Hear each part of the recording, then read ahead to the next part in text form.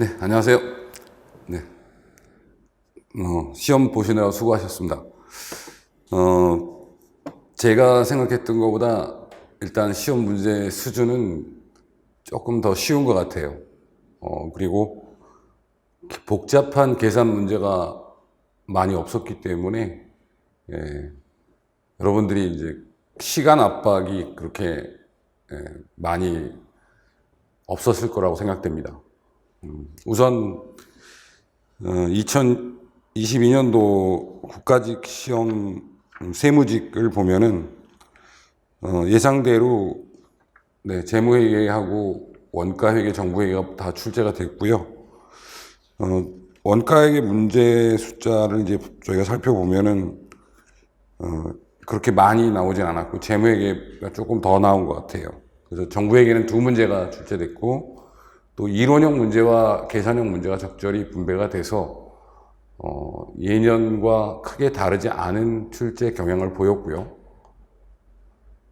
특별히 선생님이 수업 시간에도 강조했던 부분이 있죠. 수익인식하고 개념체계, 특히 개념체계에서는 제가 그 측정 속성, 역사적 원가라든가 공정가치라든가 이런 것들이 분명히 나올 것이다라고 예상을 했는데 예상대로 출제가 되었어요. 그리고 특이한 문제 하나가 이제 주식 발행인데 그 주식 발행에 관해서는 약간의 논란이 있을 수는 있어요. 그런데 일단 지금 가답안이 나온 걸 보니까 제가 우리나라 상법 규정이라든가 다른 규정에 그 정확한 주식 발행비가에 대한 내용이 없기 때문에 약간의 혼란을 초래할 수가 있는데 그런 아마도 가장 일반적인 방법으로 교수님이 출제하신 것 같습니다. 이따 해설할 때 자세하게 설명을 드리겠습니다. 자, 우선 첫 번째 문제는 가장 간단한 문제죠. 그러니까 보험료에 관련된 문제인데 지금 저희가 두 가지 방식으로 문제를 풀 수가 있습니다. 이 보험료 비용 계정을 이용해서도 문제를 풀 수 있고요. 또 발생주의 현금지 분계법으로도 풀 수 있는데 분계 방식을 많이 제가 가르쳐 드렸으니까 분계 방식으로 보면은 지금 보험료를 지급하면서 뭐 자산으로 처리하고 뭐 그거 중요한 게 아니라 보험료를 지급한 금액이 얼마냐 하면 103만 원이란 말이에요. 그러니까 현금이 지출된 게 103만 원인데 보험료란 보험료 비용이니까 분기할 때 당연히 차변에 나올 텐데요. 이게 얼마냐 하는 거예요. 근데 지금 보면은 여기 선급보험료가 기초가 20만 원이고 기말이 31만 원이니까 정확하게 얘기해서 자산이 증가했지 않습니까? 그래서 선급 보험료가 증가를 했어요. 그러니까 자산의 증가는 당연히 분계법의 차변에 오지 않습니까?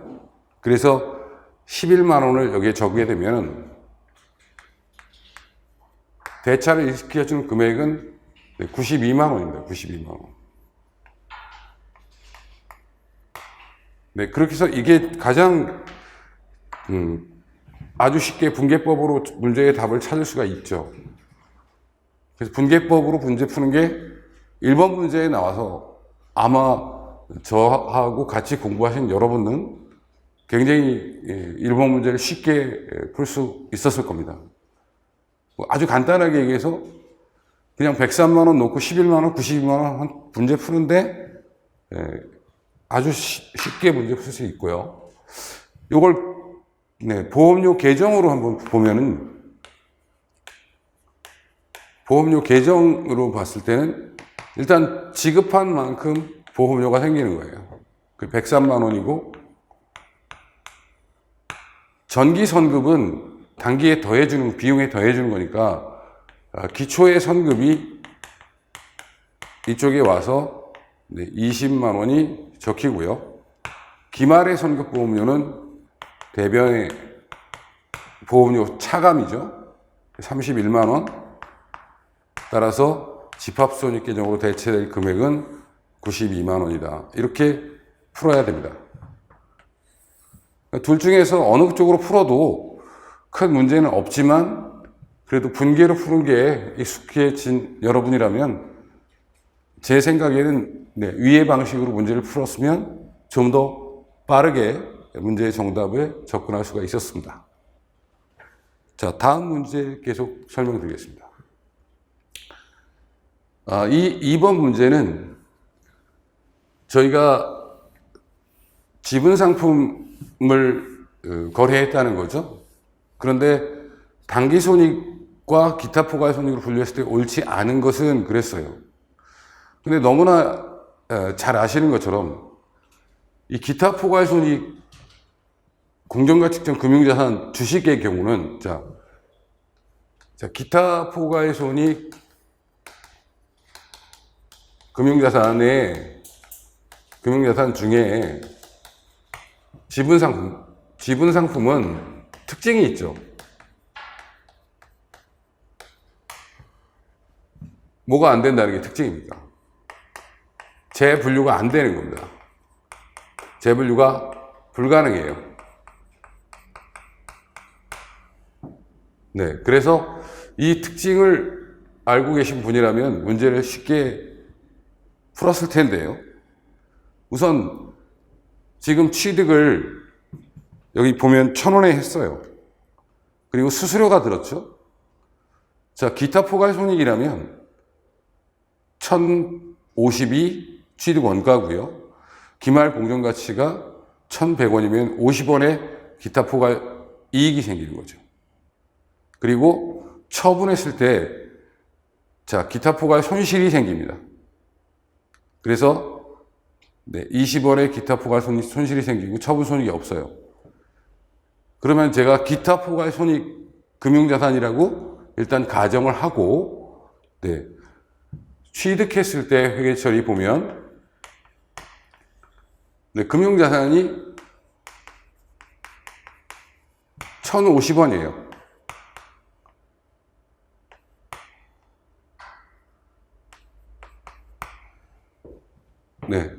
현금이 1,050원이 나갔고요. 그 다음에 결산 기말에 금융자산이 50원이 증가하고 기타 포괄 이익이 생겨요.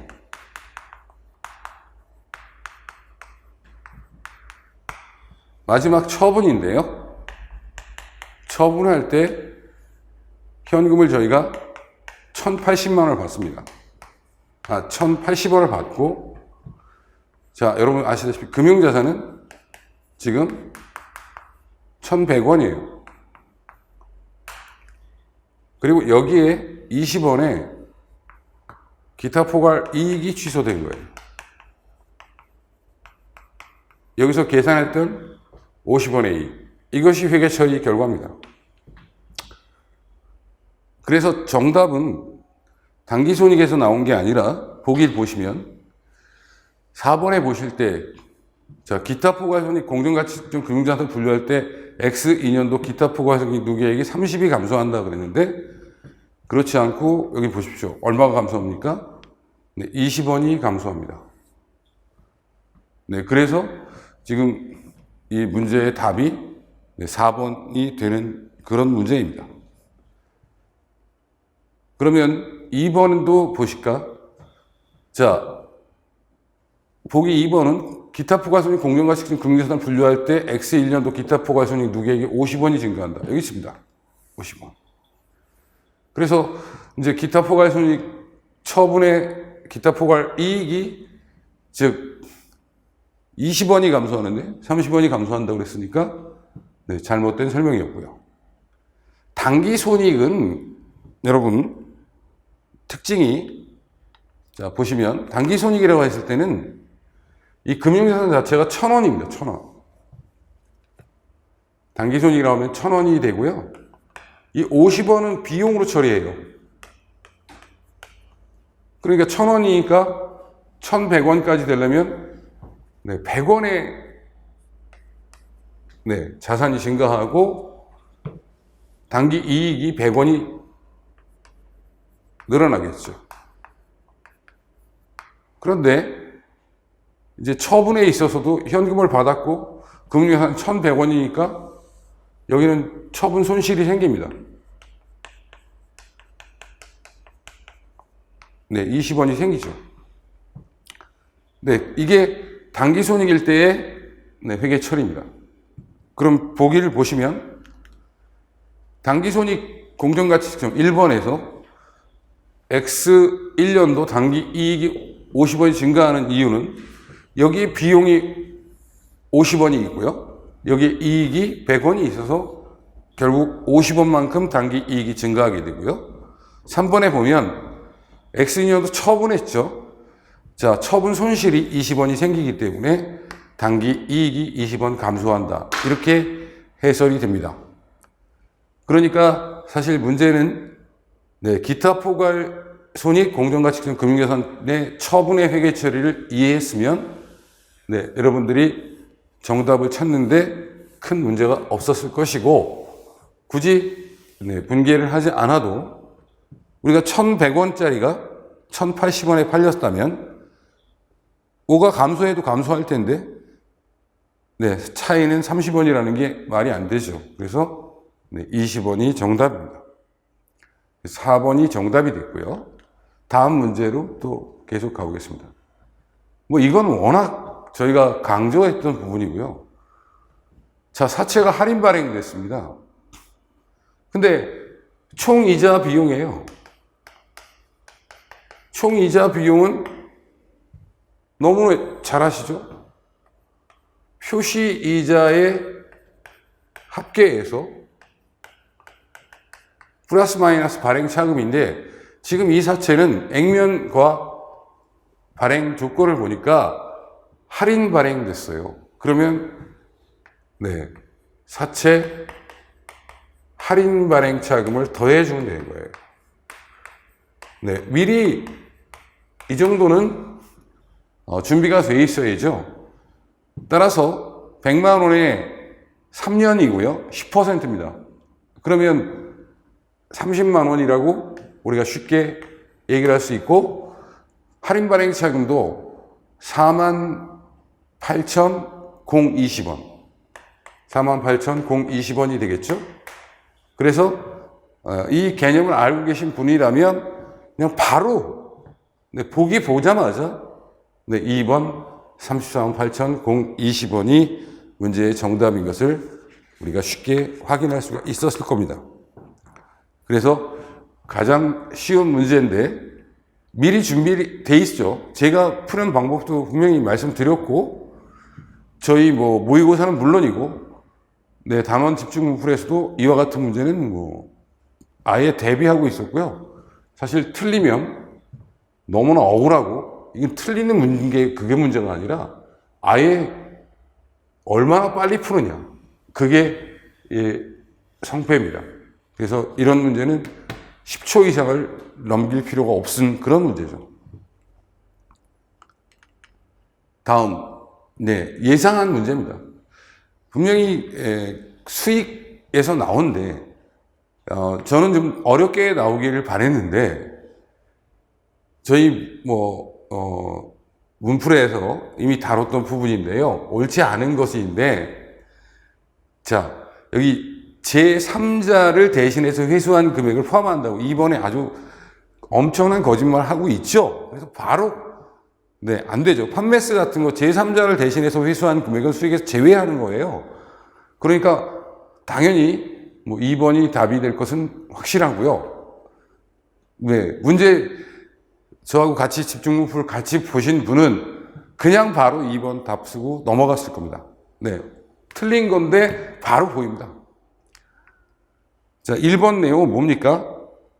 기업이 받을 권리를 갖게 될 변동대가 금액의 좀 불확실성의 영역을 추정할 때는 계약 전체에 하나의 방법을 일관되게 적용한다. 뭐 당연한 얘기고요.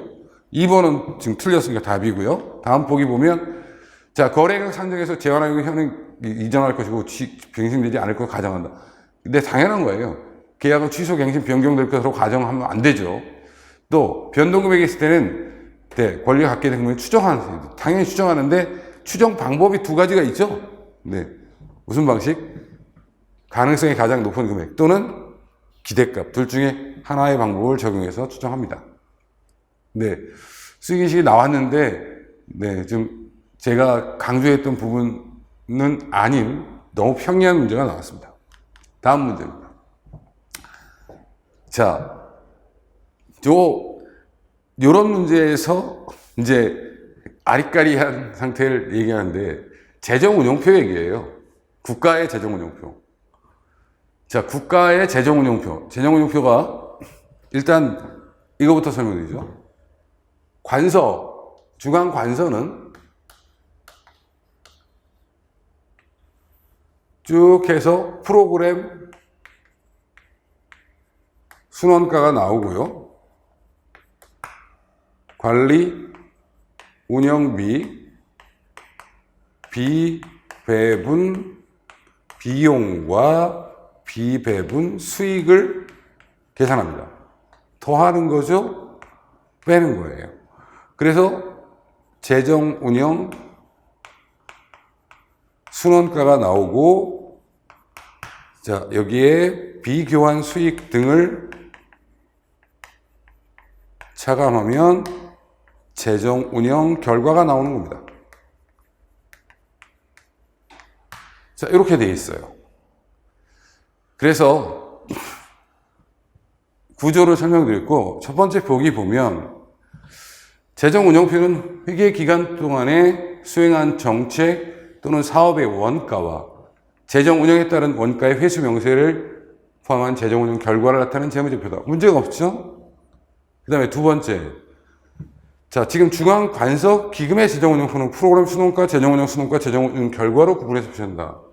자, 프로그램 순원가, 재정운용 순원가, 재정운용 결과로 표시한다. 근데 대한민국의 것은 어떤지 여러분들이 제가, 자, 첫 번째 나오는 게 재정운용 순원가예요. 그리고 네, 비교환 수익 나오고 재정운용 결과가 나와요. 이게 네, 대한민국 거죠. 그런데 이 중에서 특별히 유의해야 될 게, 이 재정운용 순원가는 각 부처별로 표시하게 되어 있다는 거죠. 누가요? 이게 세 가지 다른 포맷이 다른데, 이 재정운용 결과는 각 부처별로, 재정운용 순원가는 각 부처별로 표시하게 되어 있다라는 겁니다. 네, 그런 내용을 일단 알고 문제를 풀었으면 편했을 겁니다. 자, 다음 보기 보겠습니다. 자, 프로그램 순원가는 프로그램을 수행하기 위해서 투입한 원가의 합계에서 다른 프로그램부터 배부받은 원가를 더하고입니다. 더하고. 왜? 지금 아니, 내가 비용을 찾는데 다른 프로그램이 나한테 준 원가는 더하고 다른 프로그램에 배부한 원가는 빼고, 이게 반대로 했어요. 더하기 빼기를. 그래서 3번이 틀렸습니다. 자, 그리고 4번. 비배분 비용은 국가회계 실체에서 발생한 비용 중 프로그램에 대응하지 않는 비용이고, 비배분 수익은 국가회계 실체에서 발생한 수익 중 프로그램에 대응하지 않는 수익이다. 맞죠? 그래서 이 문제는 어처구니 없게도 네, 더하기 빼기의 그런 논리적 문제였어요. 그래서 아주 쉬운 문제인데, 네, 공부하지 않은 사람은 또 저런 부분도 굉장히 어렵게 느낄 수가 있습니다. 네, 그래서 3번, 네, 더하기 빼기가 틀렸다. 그리고 요거는 여러분들이 비록 지금 이 문제와는 특별히 상관없지만 정확하게 네, 정리하시는 내용이 되겠습니다. 네. 그러니까 배부받은 원가는 더하고 내가 다른 내준 원가는 뺀다. 이런 개념만 알고 계셔도 문제를 쉽게 풀 수 있었죠. 다음 문제로 가겠습니다. 자, 이제 원가액의 문제가 한 문제가 나옵니다. 6번에 이제 원가를 쭉 몰아주지 않고 이렇게 중간중간에 끼어서 네, 갑자기 당황하게 만드는 건데, 자, 문제가, 요게 좀 계산이 약간 까다롭습니다. 네. 근데 어차피 고저점법이라는 거거든요. 고저점법은, 네. 일단 단위당 변동비, B를 추정하는데요.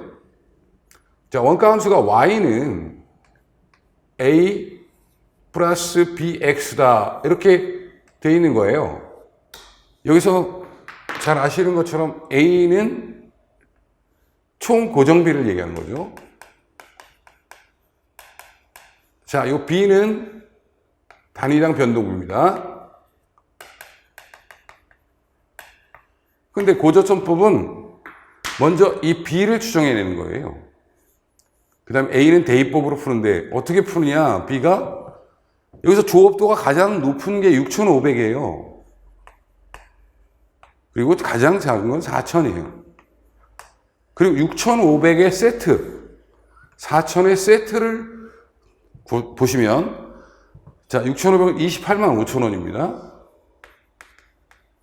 네, 빼는 거니까, 여기는 22만 5천 원이네요. 자, 결과적으로 이 계산이 쉽지 않아요. 자, 분자는 6만 원이고요. 차이가 여기 2,500이에요. 여러분, 이때 바로 여러분들이 이걸 직접 들이대고 나누려고 하면 그런 병신짓이에요. 자, 분모에다 뭐를 곱해야 될까요? 4를 곱해줘요. 그럼 분자에도 마찬가지로 4를 곱해주는 거죠. 이렇게 푸는 거예요. 그래서, 자, 얼마입니까? 여기는 만이죠. 여기는요. 6, 4, 14, 24만입니다. 그래서 24를 찾아내는 게 여러분의 능력이에요. 제가 이런 거 수없이 풀이 방법 얘기했죠. 그러니까 이걸 나누려고 하면은 뭘로 나눠야 되겠어요? 좀 쉬운 숫자로 바꿔줘서 나누면 좋지 않겠습니까? 그래서 분자와 분모의 4를 곱해서 이렇게 24를 빨리 찾았으면 대단히 문제를 풀기가 쉬웠을 겁니다. 24를 이렇게 이런 식으로 찾으라는 거고요. A는 대입법이에요. 그럼 여기서 24와 대입할 때 좋은 게 뭐냐면 6,500이 좋겠어요? 4,000이 좋겠어요? 둘 중에 하나만 선택해서 하는데 4,000이 훨씬 좋죠? 따라서 22만 5천 원은 마이너스 24 곱하기 4,000이 되겠어요. 그러면 여기 금액은 네, 96,000원이에요. 96,000원. 얼마라고요? 96,000원. 네. 그러면 네, 다시 한번 보세요. 여기다 24 곱하기 4 하면 8만 원이고 96,000원이잖아요.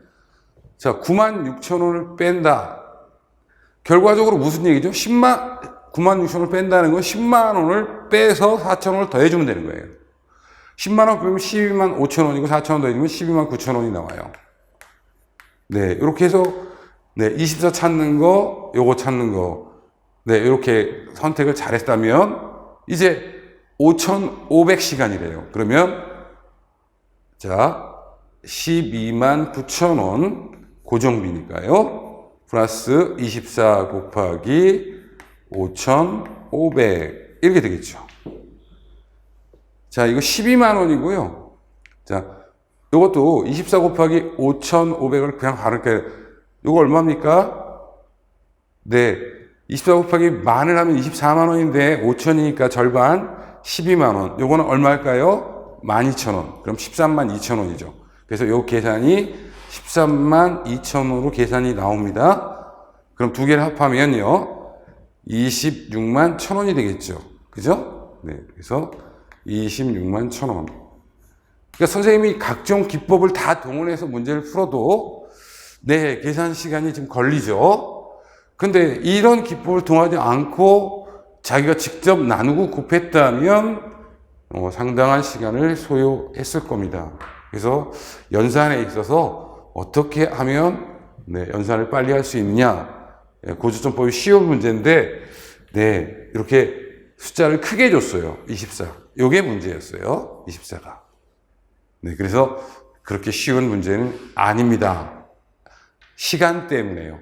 내용이 어렵다는 얘기는 절대 아니고요. 연산 시간에 함정이 있었죠. 그렇죠? 그리고 가형의 7번 문제도 역시 재고자산 문제인데 시간이 좀 걸릴 수 있겠습니다. 그런데 보시면은 질문 딱 보실 때 기말 재고자산, 여기 보시면 질문이 뭡니까? 기말 재고자산과 매출 총이익을 바르게 연결하는 것 그랬어요. 그러면 선입선출법이고 계속기록법이에요. 평가손실, 감모손실 없어요. 자, 쉽게 우리 갑시다. 기초 때, 자, 몇 개입니까? 20개, 30개. 요거 25개 팔았어요. 자, 그럼 25개를 팔았을 때 매출이 얼마죠? 25개 팔았을 때 매출, 왜요? 20개 팔으면 7,500이잖아요. 적으시고요. 요거 매출 원가가 요거 먼저 나가요. 그러면 일단 3,000원이 매출 원가고요.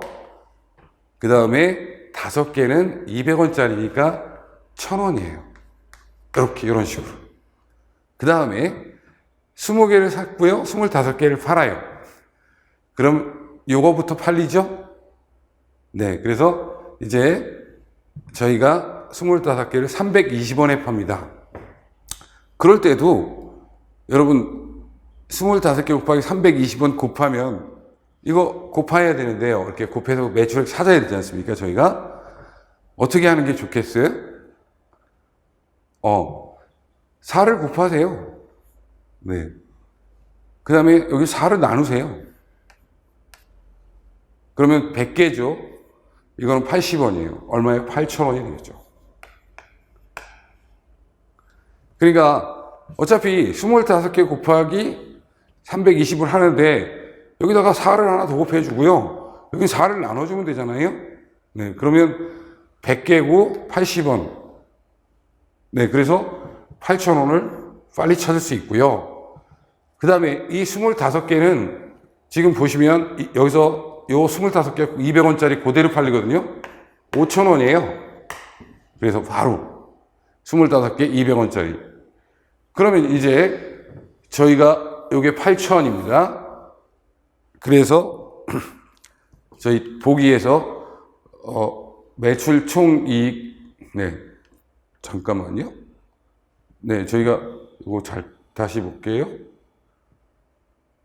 7,500 맞는데 8,000 맞고 이게 9,000이네요. 죄송합니다. 자, 여기 8,000 지우고요. 그러면 매출 총이익 6,500 나왔고요. 기말 재고는 그대로 이 친구가 그대로 남았잖아요. 그래서 3,600이 되겠어요. 그래서 보기 보시면 자, 3,600과 6,500 답입니다. 4번이 답이죠. 다시 한번 설명드릴게요. 이런 문제를 풀 때 최대한의 센스가 필요해요. 선생님이 아무리 잘 가르쳐도 지금 기말 재고만 찾아라 그러면 여기서 보십시오. 여기 50개 팔았잖아요. 그러면 매출이 자 7월 1일, 11월 1일 두 번 팔았는데 50개 팔았어요. 그럼 50개가 누구 순서대로 먼저 나가냐 이거예요. 이 친구가 나갈 거 아니에요. 그죠? 그러니까 이 50개는 이 계산을 제가 해볼게요. 자, 중요한 건 요건 3,000원이에요. 요거는 6,000원이에요. 그게 바로 매출 원가예요. 그리고 기말 재고는요, 바로 요 20개가 그대로 남아서 3,600이에요. 자, 우리가 금액을 적어 놓고 보면 이 출제자는 여러분에게 최대한 쉽게 내려고 한 건데, 자, 문제는 저희가 매출액을 찾는 거예요. 매출액을 찾는데, 자, 여기, 요건 쉽게 계산되죠? 7,500원. 자, 요거 문제라고 했죠? 25개 곱하기 320 하면 이걸 곱하고 있으면 어떻게 하라고요? 자, 여기다가 곱하기 4를 하고, 곱하고 나누기 4를 하세요. 라는 거죠. 그래서 100개가 되고요. 80원, 그래서 8,000원. 이것만 잘하셨으면, 네, 이제 이게 저희가 매출 원가니까, 자, 매출 총이익은 이 둘의 차이죠. 6,500원. 그 다음에 기말 재고는 3,600원. 이렇게 문제를 쉽게 풀 수 있는 거예요. 네, 그러니까 여러분, 치환을 상당히 중요하게 생각했고, 이런 6번, 7번 같은 문제에서 그 계산 능력이 떨어지면 안 됩니다. 그래서 제가 수없이 많은 풀이 하면서 그런 전환, 우리가 이런 것도 있지 않습니까? 120을 1 플러스 0.25로 나눠라 했을 때 저희가 이걸 빨리 찾는 방법이 뭐냐? 이걸 1로 바꾸면 이건 5가 되죠? 그럼 6으로 나눴을 때 20이 뭐냐? 0.25라는 얘기예요. 그럼 얘는 100이죠. 이런 식으로 20에 5번 곱하니까요. 이런 여러 가지 방법들을 소개하는 것인데, 네, 계산 능력, 네, 갖추는 것도, 네, 중요한 실력입니다. 네, 그것을 뼈저리게 느낄 수가 있었고요. 정답은 4번이 되겠습니다. 네, 다음 8번 문제로 또 살펴보겠습니다. 이 8번 문제가 지금 문제가 설명을 드릴 때 일단 X1년도 1월 1일에 설립한 자본거래 내역인데요. 우선적으로 직접 비용, 이 직접 비용이어야 됩니다. 간접 비용은 안 되는데, 근데 솔직히 얘기해서 우리나라 상법이나 자본시장 이런 법률에 규정이 없고 솔직히 국제회계 기준에 대해서 자본에 대한 회계 처리 기준이 없어요. 그렇다면 이 문제는 솔직히 내면 안 되는 문제죠. 논란거리가 있으니까. 그러나 출제하셨는데 이게 역사적으로 따졌을 때 굉장히 골치 아픕니다. 예전에 개정되기 전에 상법에서는 이연자산이라는 게 있었어요. 이연자산. 그래서 최초의 설립 시 주식 발행비는 바로 이연자산입니다. 그래서 이연자산이 돼서 이건 5년간 생각했어요. 그런데 그럼 제가 히스토리를 말씀드리는 거예요. 과거에 우리나라 상법이 개정되기 전에 이연자산이라는 제도가 있었다는 거죠. 자, 최초 설립 시의 주식 발행비는 어떻게 된다? 이연자산으로 처리해서 5년간 상각하게 돼 있었습니다. 그런데 이연자산이 그럼 그 다음에 신주 발행비는 어떻게 되냐? 신주 발행비는 발행가액에서 차감하는 거예요.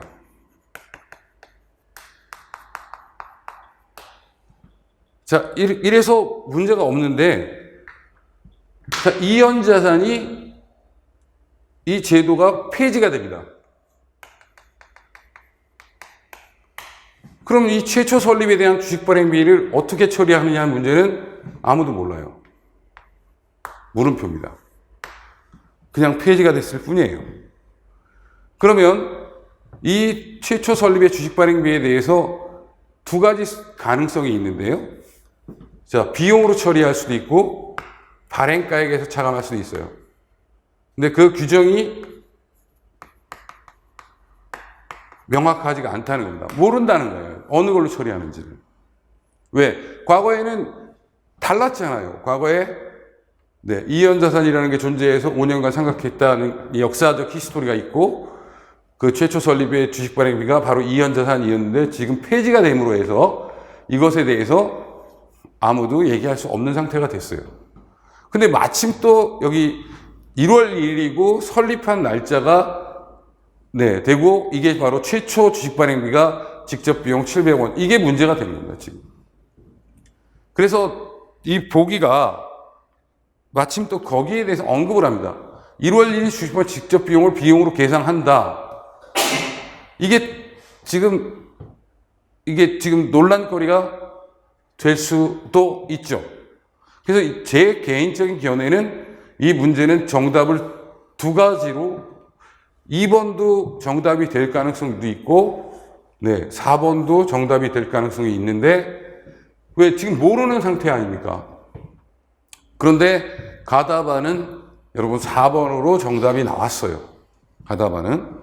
뭐 이의제기를 받아줄지 안 받아줄지 모르겠지만, 혹시라도, 네, 2번을 정답을 하신 분은 이의제기를 네, 하시면, 그들의 답변이 어떻게 날라올지 모르겠지만 아마 받아들이긴 어려울 거지만 그래도 네, 이런 논리적 이연자산으로 과거 5년간 상황 이연자산 폐지됨으로써 현재 상법의 규정이 아무것도 없는데 어떻게 지금 그리고 국제회계 기준에서도 주식 발행비 최초 설립의 주식 발행비에 대한 규정이 없는데 어떻게 해서 이걸 틀렸다고 할 수 있느냐라고 논리 제기를 하실 수가 있습니다.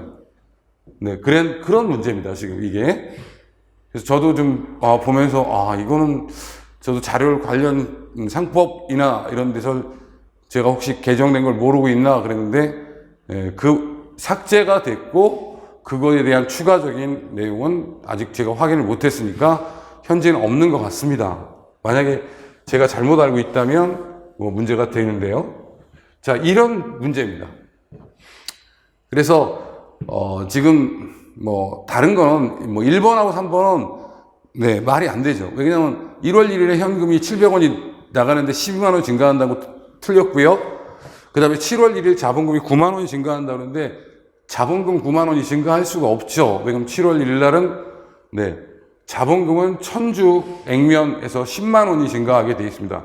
할인 비용, 그리고 주식 발행 비용 발생하지 않았다 그랬는데요. 네. 그래서 지금 저희가 이제 이걸 이제 설명할 때 네, 4번이 옳다는 전제는 이거라는 얘기입니다. 발행가액 차감이 맞다라는 얘기죠.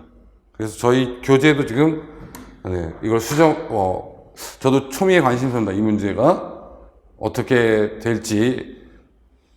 자, 그럼 발행가액 차감이라면 여기 보통주가 120원, 액면 100원이잖아요. 네, 그래서 네, 1월 1일에 회계 처리가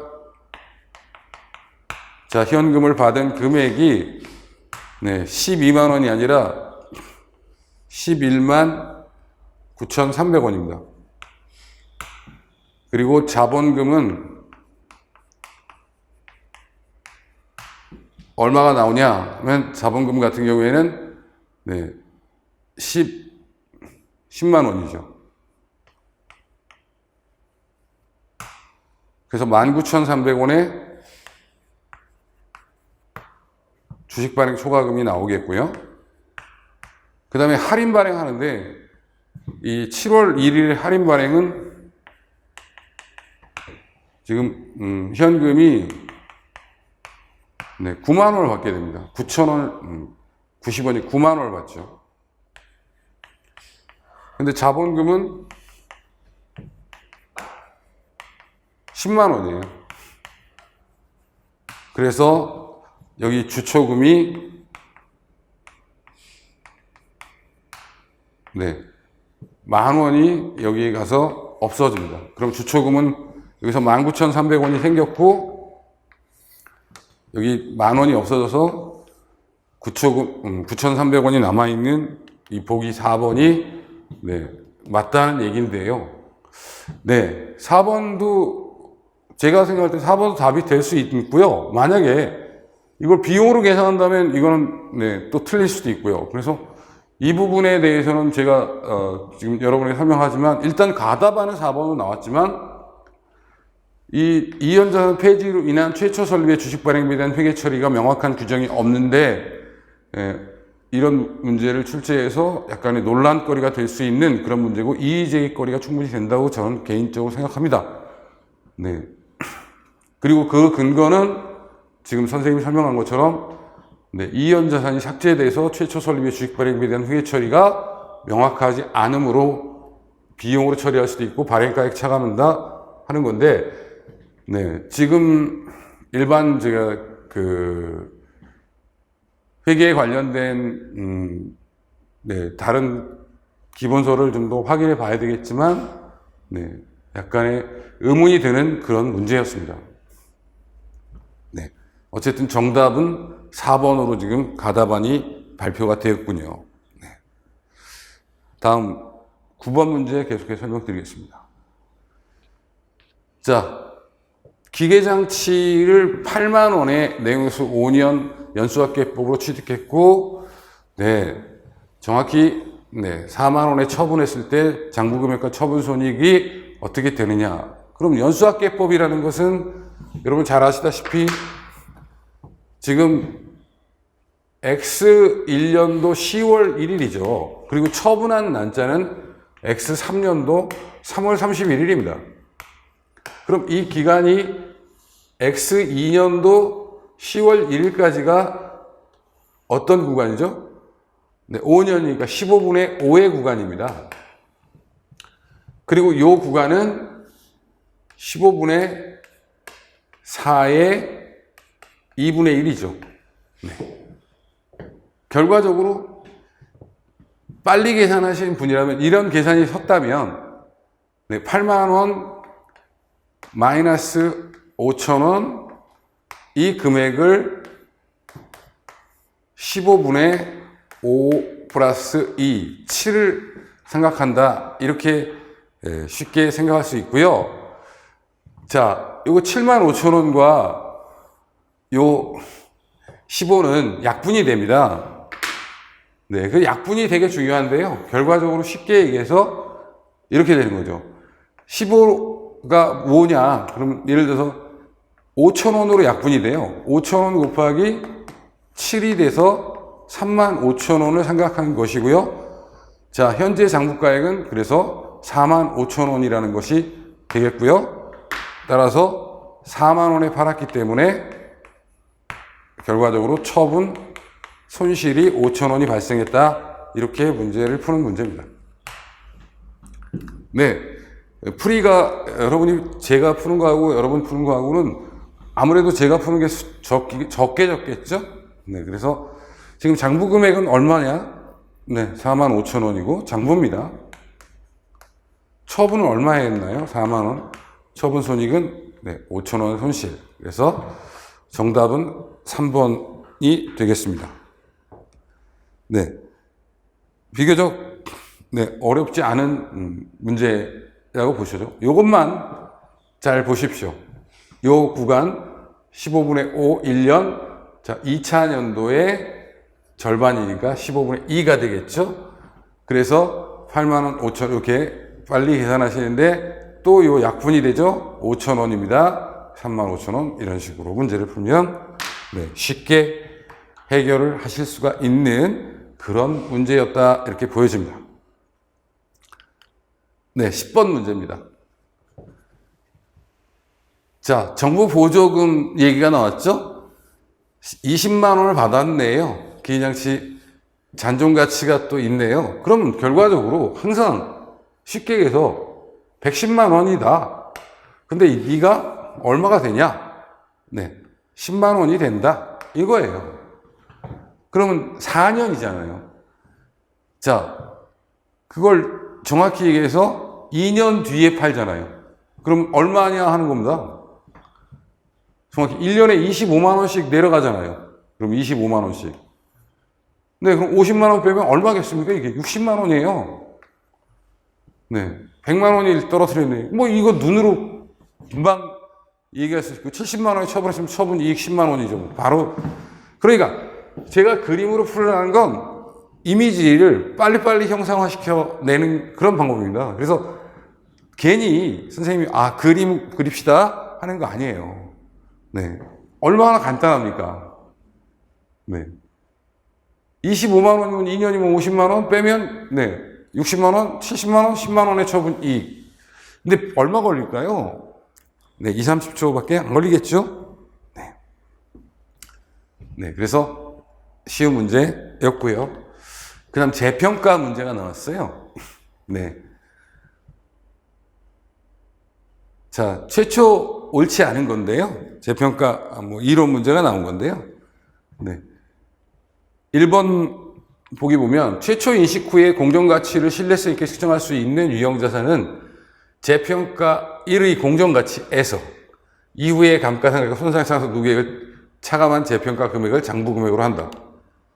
재평가 1의 이게 지금 그 자산의 재평가 1의 공정가치에서 이후에 당연히 차감한 금액을 재평가 금액을 네, 장부금액으로 한다. 당연한 얘기겠죠. 네, 그 다음에 2번. 재평가로 증가됐으면 기타 포괄이익 맞죠.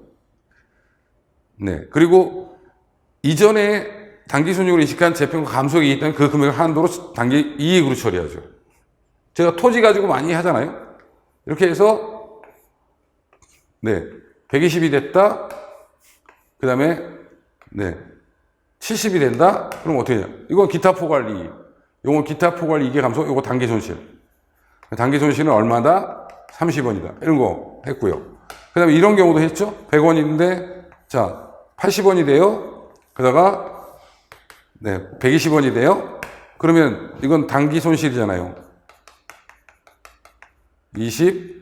그럼 요 부분 단기 이익으로 처리해야죠. 얼마만? 20. 요건 나머지는 기타 포괄 이익으로 처리한다. 이런 거 많이 해보셨잖아요. 그러니까 지금 2번이 바로 그거에 대한 설명입니다.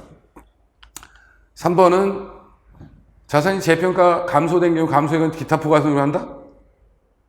아니잖아요. 단기 손실이잖아요. 재평가 잉여금이 있으면 그 단기 손익으로 한다? 그 금액을 한도로? 이거 거꾸로 했어요. 완전히 거꾸로. 자, 보세요. 자산이 재평가로 인해서 감소됐다. 그럼 단기 손실이고요. 이렇게 혹시 이전에 여기 보세요. 재평가 잉여금의 잔액이 있다면 그 금액 한도로 이건 기타 포괄 손실이죠. 네, 기타 포괄 손실 20, 단기 손실 30. 그러니까 지금 3번은 완전히 거짓말이고 분류별 재평가는 당연한 얘기고요. 네, 그래서 11번 답은 3번이 잘못된 설명입니다. 자, 충당부채 얘기가 나왔네요. 충당부채는 최선의 수용쳐야 한다. 자, 미래 예상 영업 손실은 충당부채를 인식하지 않는다. 이건 워낙 유명한 얘기고요. 자, 현재 의무를 이행해서 필요한 지출에 영향을 미치는 미래 사건이 일어날 충분히 객관적인 증거가 있는 경우에 당연히 그것을 고려해서 충당부채를 추정해야죠. 자, 이런 얘기까지 했지 않습니까? 제가 이론 수업할 때 여러분이 미래 사건은 고려하는데 미래 영업 손실은 충당부채가 아니다. 이렇게까지 써드렸어요.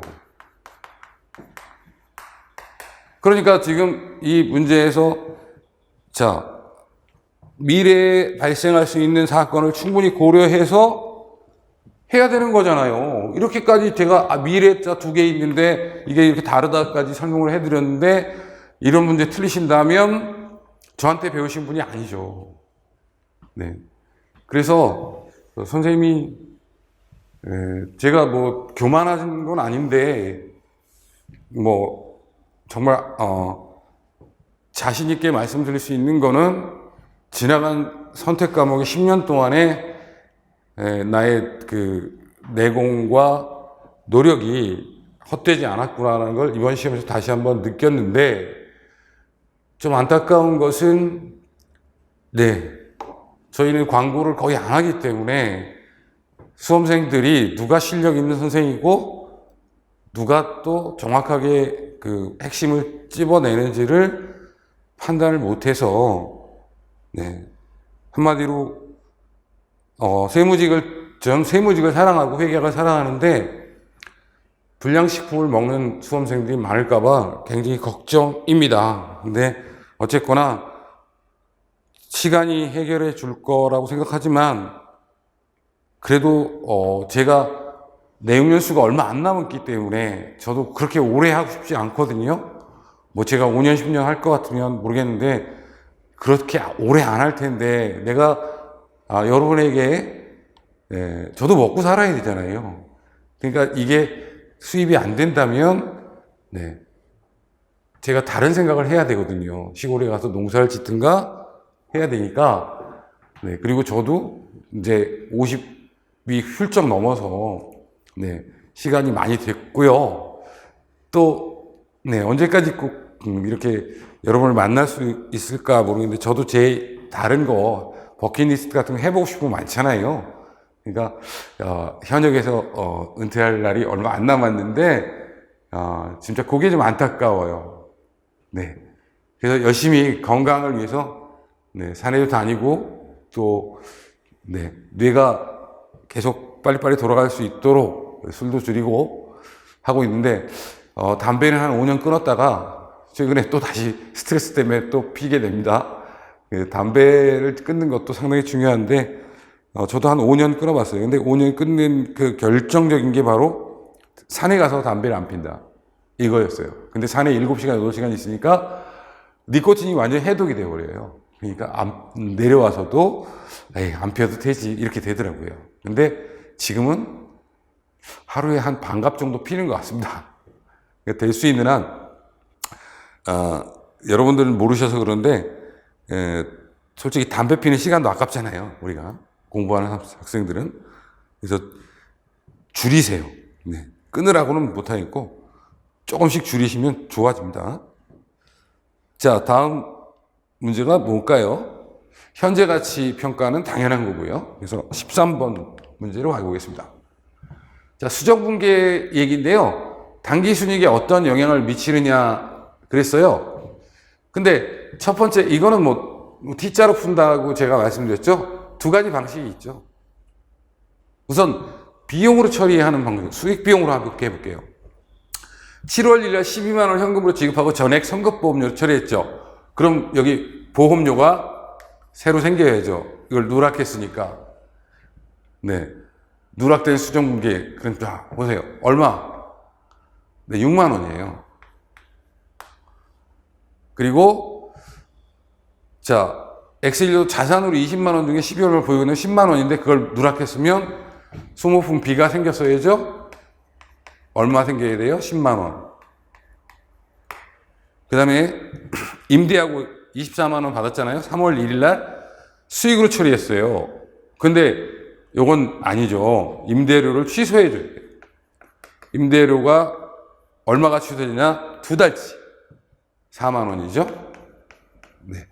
그래서 이 수정분계가 하게 되면 당기순이익이 20만 원이 감소해요. 자, 미치는 영향을 물었으니까 과대입니다. 20만 원 과대. 20만 원 감소. 자, 어떻게 되느냐? 누락된 수정분계가 당기순이익에 미치는 영향은 20만 원을 감소시키나요? 20만 원을 증가시키는데? 잠깐만요.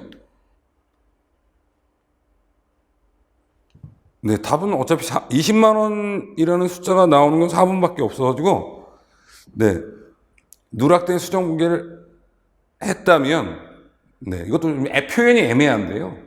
어쨌든 답이 될 수 있는 게 20만 원밖에 없거든요. 근데 증가, 감소, 미치는 영향은 20만 원이 감소하죠. 그렇게 해석할 수밖에 없습니다. 뭐 지금 현재 순이익은 어떻게 됐냐? 그러면 20만 원을 과대하게 돼 있겠죠. 다음 문제로 또 가보겠습니다. 예정 배부 나왔네요.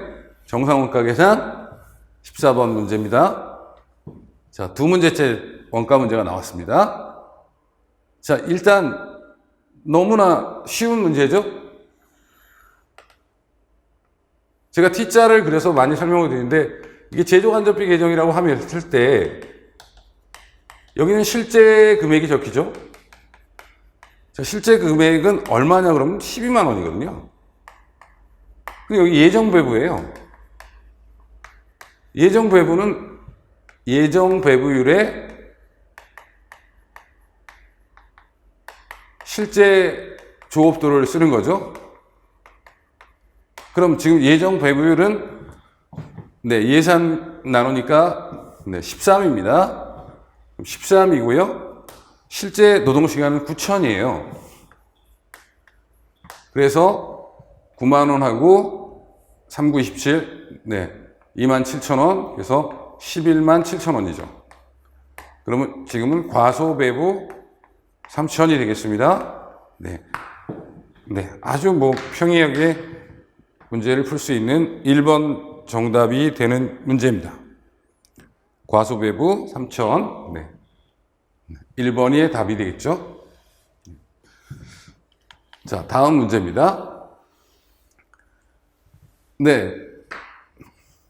당기순이익이 어떻게 되느냐 하는 겁니다.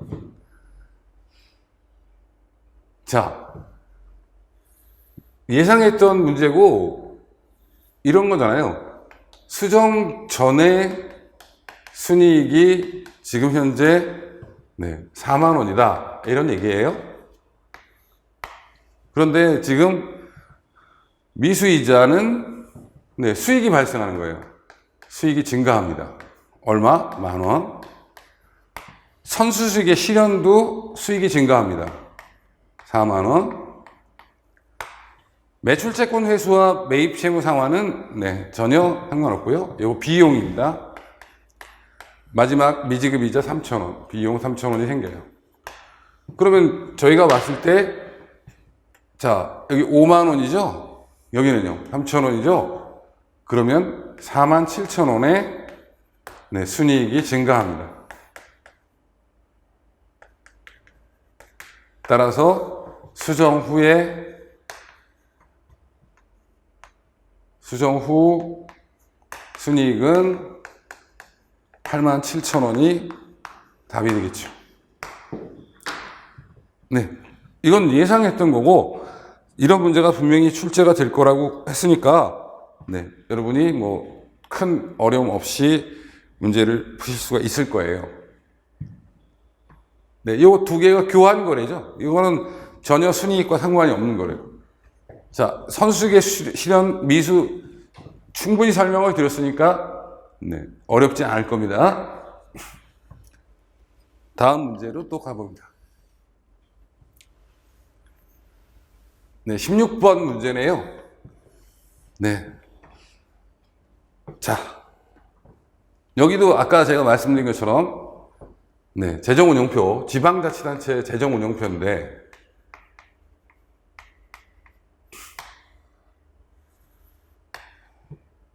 프로그램이라고 안 하고 여기 사업이라고 그래요. 사업총원가에서 그 사업에 수익이 있으면 빼세요.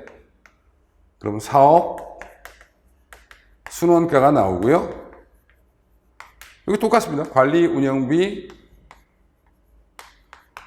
비배분 비용과 비배분 수익을 하는데 이건 더하는 거고요.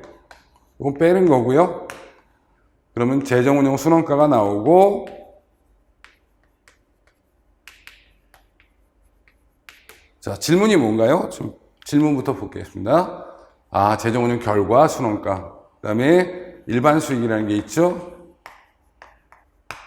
빼면 재정운용 결과가 나오겠죠. 자, 그럼 사업 총원가 50만 원이고요. 사업 수익 20만 원 차감합니다. 그럼 사업 순원가는 30만 원이고요. 관리 운영비가 10만 원이고요. 더 하는 겁니다. 그 다음에 사업과 관련한 이익, 이자 비용은 비배분 비용이고요. 요건 자산 처분이익 5만 원 차감합니다. 41, 그래서 36 나오죠. 6만 원 더 하는 겁니다. 그다음에 일반 수익이 지방세 수익 20만 원이 있네요. 따라서 16만 원이 되겠죠. 네. 그래서 저희가 보기 답을 한번 보겠습니다. 재정운용 순원가는 보기 봐야죠. 36, 네, 36, 요건 16만 원 이렇게. 자, 재정운용표를 이렇게 푸는 거, 네, 문제가 나왔습니다. 일반 수익에 뭐가 있는지 지방세 수익이 들어가는 거예요. 네. 다음 문제입니다. 자, 세 번째 문제예요. 세 번째 원가액의 문제가 나왔습니다. 네. 종합원가 계산 얘기고요. 질문이 뭐냐, 완성품 원가를 물어봤어요. 근데, 완성품 원가는 일단, 여러분이 머릿속에 딱 뛰어들 게 완성품 원가다 할 때 지금 무슨 법이죠? 가장 중요한 게 선입선출법이라는 거죠. 선입선출법의 완성품 원가는 기초 제공품이 무조건 포함됩니다. 그래서 볼 것도 없이 지금 기초 제공품 원가 4,000원과 14,000원은 자동적으로 완성품의 원가라는 걸 순간 띄워놓고요. 네, 이제 요 단기 투입한 것의 완성품 원가를 찾아내시면 됩니다. 네, 어차피 물량 흐름상 네, 선입선출법은 기초가 워낙 중요하죠. 기초, 착수, 완성, 기말입니다. 자, 앞으로 가서 보겠습니다. 직접재료 초기 투입하고요. 선입선출법 재료가 초기에 투입하고 가공은 균등하게 발생합니다. 자, 재료와 가공에 대해서 따로따로 계산해야 됩니다. 숫자를 보면 기초가 1000개고요. 네, 50%죠. 이게 중요합니다. 착수는 지금 4000개를 했네요. 완성이 3000개를 했어요. 기말은 그럼 2000개란 얘기고, 기말의 완성도는 50%다 그런 거죠. 자, 기말부터 저희가 환산량을 계산해 보면 이건 2000이 되고요. 이건 1000이 됩니다. 그 다음에 이 완성품 3000, 자, 3000과 3000이라고 다 해놓는데요. 기초를 빼야죠. 기초 1000 빼고, 기초 500을 뺍니다. 그래서 환산량을 구하죠. 환산량을 구하는데, 이건 1대1이잖아요. 그러니까 사실상 환산량을 구하면 좋은데, 센스가 있는 분이라면, 이 원가 2만원 중에 10,000원의 금액이 간다. 이렇게 얘기할 수 있고요. 자, 여기 얼마죠? 1,500이죠? 여기는 얼마죠? 1,000이죠. 아, 2,500인가요? 네, 2,500. 여기는 1,000. 그럼 2,500을 5라고 했을 때 이건 2가 되죠? 그 센스가 있다면 7로 나눠서 5에 해당하는 15,000. 이렇게 풀었으면 이건 네, 고수입니다. 네, 그래서 지금 보시면 25,000, 네, 18,000 얼마가 됩니까? 여기서 끝내고 저처럼 이렇게 풀 수 있다면 고수가 되겠죠. 네. 근데 저는 갑자기 더 암산이 안 되네요. 18,000과 25, 네, 43이네요. 43,000이 답이 되는데요. 네. 4번이 답이네요. 제가 풀어본 바에 의하면. 네. 자. 그런데 사실 이 정도 수준까지 여러분이 오기는 어렵다고 치고요. 이제 계산 그냥 하는 식으로 해볼게요. 네, 4,000, 그 다음에 2만, 4,000원 하니까 5, 따라서 여기다 곱해서 2,000 곱하기 5 해서 10,000원 이렇게 하고요. 요거는 네, 아까 2,500에 3,500, 네, 21,000, 이거 나눈다면, 네. 이걸 어떻게 해야 되죠? 예, 보기 좋게 하면 되죠? 곱하세요. 20. 그럼 42,000, 이거는 7,000. 그러면 6, 그죠? 6, 7이 40이 맞나요? 네, 6, 7이 40이 맞죠? 그래서 여기 2,500에 6을 곱하죠? 2,500에 6을 곱한다? 15,000. 네.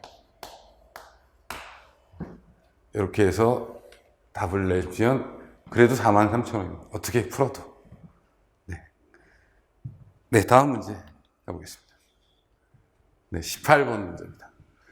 재무보고 개념체계. 야, 이 문제는 정말 제가 개념체계에서 질적 특성 뭐 다 중요한데 지금 개념체계가 바뀌었다고 그랬지 않습니까? 바뀌어서 뭐가 나올 거라고 얘기까지 했나요? 바로 측정 속성 나온다 그랬잖아요. 측정 속성 뭐 있습니까? 역사적 원가 있죠. 그 다음에 현행 가치가 있죠. 현행 가치는 공정 가치, 사용 가치, 부채는 이행가액, 그 다음에 현행 대체 원가. 이때 제가 얘기했던 게 그거잖아요. 거래 원가.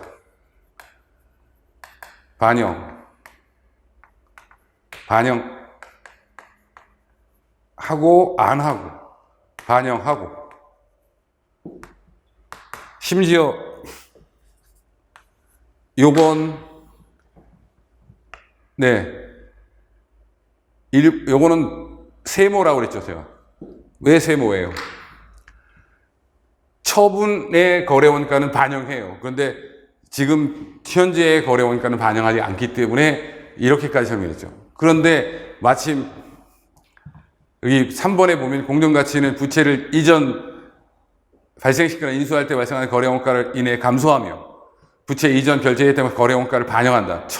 완전히 헛소리잖아요. 여기 뭐라고 강조했습니까? 거래 원가 반영 안 한다고 그렇게 찍어서 가르쳐 드렸습니다. 그러니까 답은 3번입니다.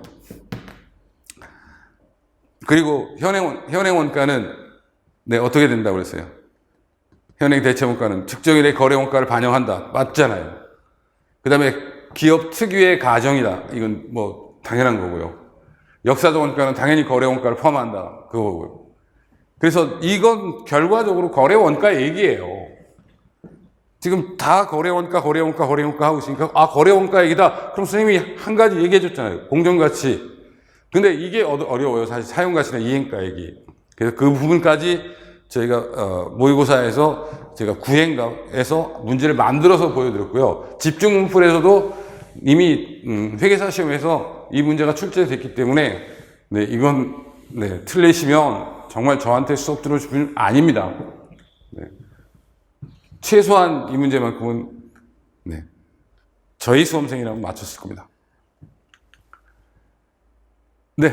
자산별 회계 처리 나왔습니다.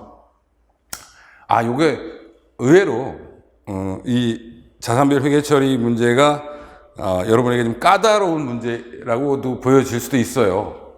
옳지 않은 걸 찾는 건데요. 자, 보시면 무형자산 한각보면 자산의 경제적 효익이 소비될 것으로 예상되는 방법을 해야 돼요. 자, 모르면 뭐 한다고? 정액법 사용한다. 맞아요. 그 다음에 3번 볼게요. 정기적인 종합검사 과정에 발생하는 원가로 인식기준을 충족할 때 유형상 일부가 대체되는 것을 보아 해당 유형상 장부경에 포함한다. 종합검사에 관련돼서 이 발생하는 원가가 인식기준을 충족할 경우에는 자산이 되는 거고요. 자, 재고자산은 평가 손실, 감보 손실 모두 다 비용이다. 이건 뭐 틀릴 이유가 없잖아요. 그래서 보면 요게 문제인데 2번입니다. 부동산 보유자가 부동산 사용자에게 부수적인 용역을 제공할 때가 있다. 전체 계획에서 그러한 용역의 비중이 경미하다면 부동산은 자가사용 부동산을 분류한다. 자, 이게 상당히 웃깁니다. 제가 이렇게 얘기를 했습니다. 호텔과 오피스텔이다. 이걸 이론 수업 때 설명드렸습니다. 이 호텔은 제공 용역이 어떻습니까? 중요하죠. 근데 이건 경미해요. 그러면 제공력이 중요하면 얘는 유형자산입니다.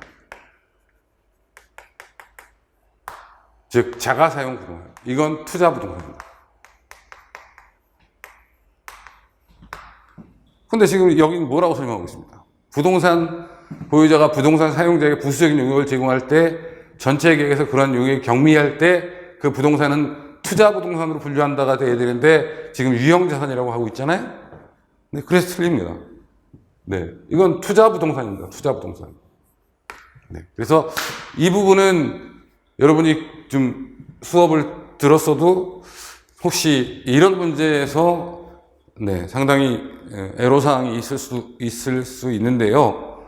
아직 그건 솔직히 수험생의 내공이 아직 도달하지 못한 겁니다. 아직 한 현재 60% 70%밖에 안 되기 때문에 수업 시간에 다 설명했어도 여러분들이 실수할 수 있는 부분이죠. 네, 19번 정답은 2번이 잘못된 겁니다. 투자 부동산을 해야 옳습니다.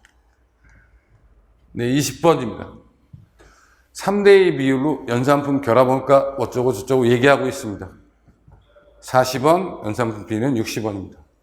근데 재밌는 건요. 자, 키로 4,000kg를 투입해서 나오는데 A와 B가 나와요. 자, 그런데 4,000kg를 놓고 얘기했을 때, 자, 3대2라는 얘기는 5를 기준으로 했을 때, 네, 여기가 2,400, 여기 1,600이 나온다는 얘기예요. 3대2라면. 킬로그램당, 킬로그램이 수량이죠. 수량.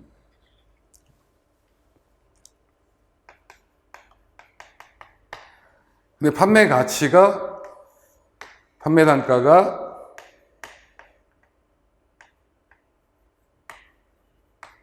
이건 40원이고 이건 60원이래요.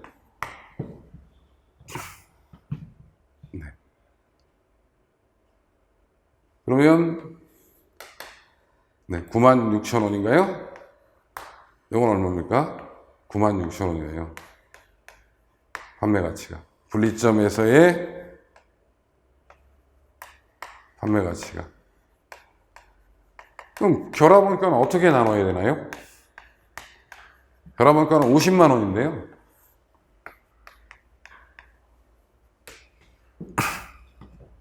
둘이 똑같이 나눠야죠. 25만 원씩.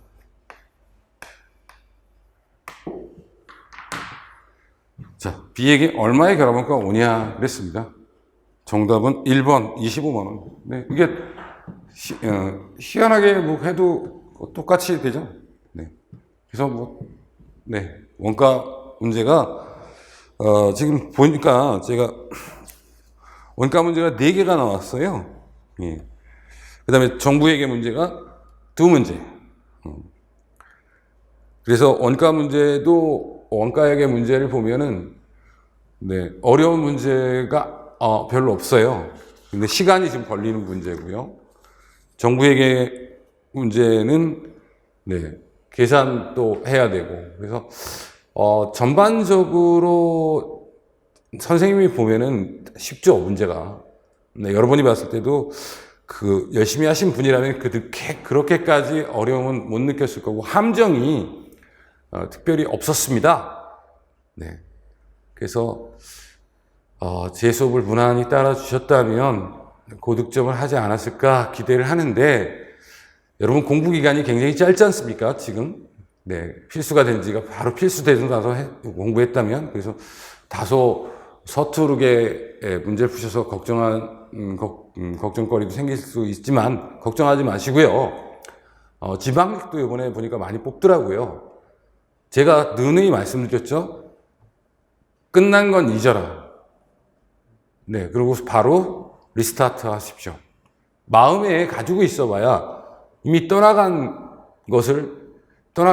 화살을 쫓아갈 수가 없습니다. 지금 하루라도 정신을 똑바로 차려서 다가오는 지방직 시험에서 합격하는 게 또 목표입니다. 네. 아무쪼록 네, 부족한 강의 열심히 들어주셔서 감사합니다. 감사합니다.